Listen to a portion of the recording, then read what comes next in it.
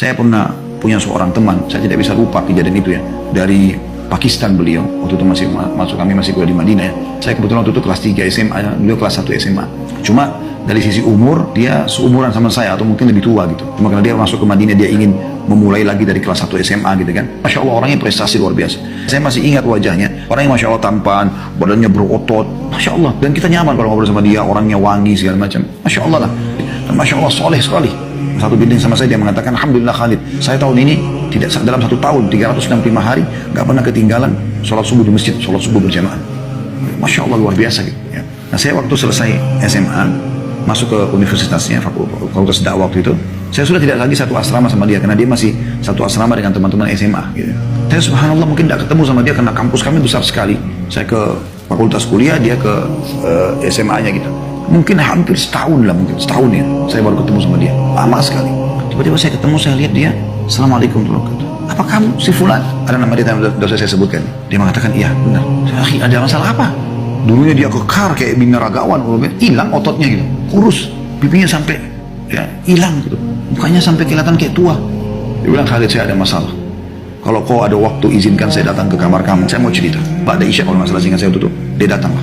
Dia datang, boleh dia duduk. Terus dia bilang, Khalid, kebetulan dia memang waktu SMA itu dia udah nikah, jadi dia tinggalkan istrinya bersama satu anaknya di rumah orang tuanya. Dan di rumah orang tuanya ini ada kakak kandung dia laki-laki sudah menikah juga, tinggal di situ, di satu rumah mereka.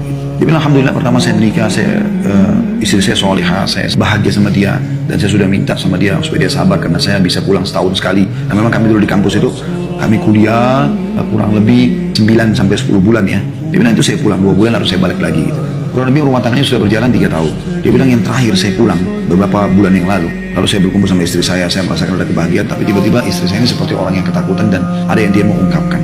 Pada saat itu sudah nggak bisa lagi dia tahan, dia ungkapkan, dia mengatakan ada hal yang perlu saya sampaikan. Tapi saya harap jangan dulu marah. Itu lalu dia cerita, ternyata jadi selama dia berbulan-bulan di kampus Madinah gitu kan, itu yang selalu interaksi sama istrinya di sana kan iparnya. Dan subhanallah digoda oleh syaitan. Istrinya hanya mengatakan awalnya tidak ada apa-apa, tapi lama-kelamaan dia sering menatap saya, dia sering tegur sapa, dan terakhir dia ungkapkan perasaannya. Saya sudah ingatkan, tapi lama-lama namanya wanita melemah dan terjadilah berzina. Kata teman saya ini, saya begitu dengar kisah itu, saya shock. Bukan cuma badan saya yang habis seperti ini, prestasi saya pun di sekolah sangat menurun. Saya tidak tahu harus buat apa. Subhanallah, saya langsung teringat hadis Nabi SAW. Dan ini hadis sudah kami pelajari dari dulu. Waktu seorang Ansar mengatakan, ya Rasulullah, bagaimana dengan ipar? Saya temukan kasus lapangan. Maka Nabi mengatakan ipar adalah kematian. Teman saya mengatakan, saya serba salah kan. Siapa yang saya mau salahkan? Istri saya kan? Sementara saya sendiri memang belum mampu siapkan rumah. Atau kakak ipar saya yang memang selalu terkena fitnah, selalu lihat istri saya di rumah situ.